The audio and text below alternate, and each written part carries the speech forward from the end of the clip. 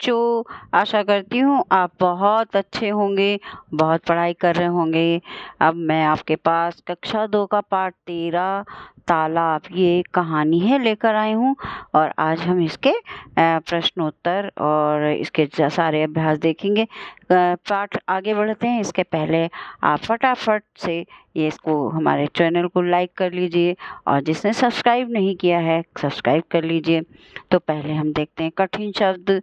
केंचुए, सांप, केकड़े, मेंढक, कनखजूरे, कछुए, मछलियाँ, गिलहरियाँ, चींटियाँ, मच्छर, उड़ाकू, तितलियाँ, गिलहरियाँ, चींटियाँ, छिपकलियाँ, गिरगिट, चिड़ियाँ, कौवे, मैना, तोते, किंगफिशर, मकड़ियाँ और जाले। इसमें बच्चों शब्दार्थ कोई नहीं है, सारे जो है ज़्यादातर पक्षी, चिड़िया, इस तरीके जानवरों और जीव जंतुओं के नाम है। इसमें शब्दार्थ वाला कुछ भी टॉपिक मुझे नहीं दिखा। अब आते हैं प्रश्न उत्तर पर। किंगफिशर की चोंच कैसी होती है? किंगफिशर की चोंच लंबी होती है। आपने किंगफिशर चित्र में देखा होगा किताब में। इसकी चोंच कैसी होती है? लंबी होती, तभी तो ये पानी में डुबा पाता है। किंगफिशर क्या खाना पसंद करते हैं? किंगफिशर मछलियाँ खाना पसंद करते हैं। इस तालाब को छोटा तालाब क्यों कहते होंगे? इस तालाब का आकार छोटा होने के कारण इसे छोटा तालाब कहते होंगे। ये भी हो सकता है कि जहाँ पर ये जिस गांव का या शहर का एरिया का ये पाठ लिखा गया है वहाँ कई तालाब हों, उनमें से ये छोटा आकार में छोटा होगा इसलिए इसे छोटा तालाब भी कहते होंगे। अब अगला प्रश्न है, इस तालाब में कौन कौन से जीव जंतु रहते हैं? इस तालाब में सांप, केकड़े, मेंढक, कनखजूरे, कछुए और मछलियाँ आदि रहती हैं। अगला प्रश्न है, तालाब के पास इतने सारे जीव जंतु क्यों रहते होंगे? तो इसको बच्चों थोड़ा सा मैं बताती हूँ, समझाती हूँ आपको। देखो, चाहे इंसान हो, चाहे जानवर हो, चाहे जीव जंतु हो, वो वहीं पर सरवाइव कर सकते हैं, वहीं पर रह सकते हैं जहाँ पर खाना, पानी और उनको अन्य सुविधाएं मिलती हैं। तो जीव जंतुओं को मेन क्या होता है, उन्हें कपड़ा और मकान तो नहीं चाहिए लेकिन उन्हें खाना और पानी जरूर चाहिए। तो हम उत्तर देखते हैं, जीवों को खाना और पीने का पानी आसानी से मिलने के कारण इतने सारे जीव तालाब के किनारे रहते होंगे। चलिए अगला प्रश्न हम देखते हैं, तालाब को किनकी याद आएगी और क्यों? तालाब को किनकी याद आएगी?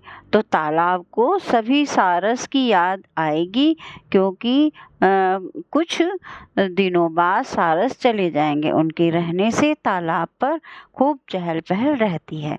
तो बच्चों, वो तालाब में जाड़ों के समय बहुत सारे पक्षी और जीव जंतु इकट्ठा होते थे, तो सारस भी जाड़ों में आते थे लेकिन ये हर समय नहीं रहते थे, कुछ दिनों रहकर वो चले जाते थे। और सारस को देखने क्योंकि बहुत से लोग आते थे, बच्चे आते थे, तो क्या होता था, वहाँ पर बहुत रौनक होती थी, बहुत चहल पहल होती थी। इसीलिए कहा गया है कि तालाब को जो है सारस की याद आएगी। कहानी के इस वाक्य में उड़ाकू का क्या अर्थ हो सकता है? किताब में ऐसा लिखा है कि यहाँ पर बहुत से उड़ाकू भी रहते हैं। तो उड़ाकू का मतलब होता है उड़ने वाले, है ना। तो इस कहानी में उड़ाकू का अर्थ उड़ने वाले जीवों से है, जैसे मच्छर, मक्खी, टिड्डा। तो इसमें सारी चीज़ें तो नहीं आई हैं उड़ने वाली, जैसे क्या कहते हैं, बर्र भी उड़ती है और मधुमक्खी भी उड़ती है। एक वो है टिड्डा के अलावा जिसको हेलीकॉप्टर बोलते हैं, वो इस तरीके के बहुत सारे जीव जंतु हैं जो उड़ते भी हैं, इसलिए उनको उड़ाकू कहा गया है। अब इसमें प्रश्न 8 है, 6 अक्षर की पहचान करें और श से बनने वाले शब्दों को लिखिए। तो श से होता है पक्षी, अक्षर, कक्षा, शिक्षा और कक्षा। कक्षा यहाँ पर 2 बार हो गया है तो कोई बात नहीं, इसको हम एक बार जो है कक्षा को चलिए काट देते हैं, ये कक्षा 2 बार हो गया है, ठीक। अब हम अगला प्रश्न देखते हैं। केचुआ, सारस, सांप, कछुआ, मैना, कौवा, फाख्ता, किंगफिशर मछली का चित्र अपनी कॉपी पर चिपकाओ।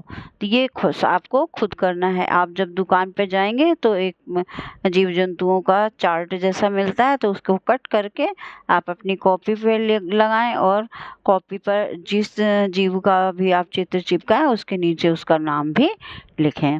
अब अगला देखिए, निम्नलिखित शब्दों के बहुवचन लिखें। बहुवचन का मतलब होता है अनेक। जैसे केचुआ क्या है, एक वचन है यानी एक, और केचुए बहुत बहुत सारे। केकड़ा, केकड़े, यानी केकड़ा यानी एक और केकड़े माने बहुत सारे। यहाँ पर भी ये मात्रा जैसी दिख रही है, मात्रा नहीं है ये, ठीक है। कन खजूरे, तो यहाँ पर भी ये कन खजूरा है। कन खजूरा बहुवचन में हो जाएगा कन खजूरे। कछुआ, कछुए। तितली, तितलियाँ। गिलहरी, गिलहरियाँ। चींटी, चींटियाँ।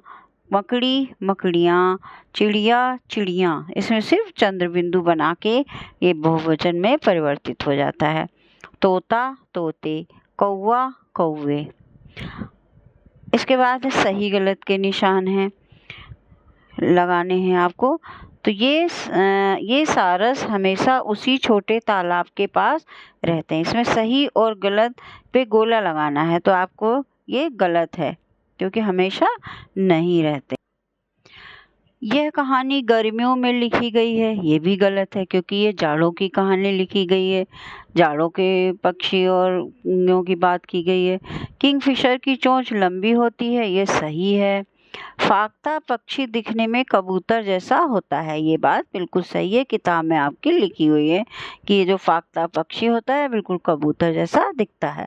किंगफिशर मछलियाँ खाना पसंद करते हैं, ये भी जो है सही है क्योंकि किंगफिशर की सबसे पसंद की डिश कौन सी है, मछली है। तो बच्चों इसी के साथ साथ हमारा ये पार्ट भी यहाँ पर समाप्त होता है। और फटाफट से आप लाइक कर दीजिए, और सब्सक्राइब नहीं किया है तो आप सब्सक्राइब कर लीजिए। और आपको हमारे चैनल पे ये सारे पार्ट मिलते रहेंगे। जब तक मैं आपके लिए दूसरा पार्ट बनाती हूँ, तब तक के लिए बाय बाय।